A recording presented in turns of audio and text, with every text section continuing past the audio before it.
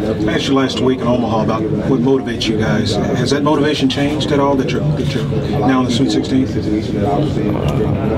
My motivation is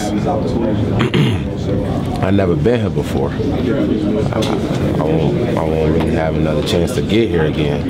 You know, you got to take it for what it's worth. You got to enjoy it, and that's my motivation, just having fun with it. Back to Tyshawn, he said he loves this right here. He loves talking. He said he could talk all day long to us. Are you similar in that regard? Yeah, but not in the media's eye. When y'all leave the locker room, the team see a different me. We just some goofy people, man. We could talk all day and crack jokes and just do the weirdest stuff if you let us. But talking is something that we do a whole lot. You've been the guy over there just in the headphones, just hanging out and nobody talking to you. Now you're getting brought to the podium and you're the guy. What's that transition been like?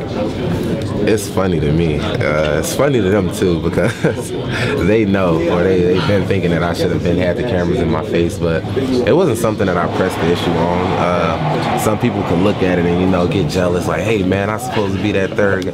Man, it never got to me. It doesn't get to me. I enjoy seeing them do it. I mess with them while they're doing the interviews. I don't really care, man. I don't care.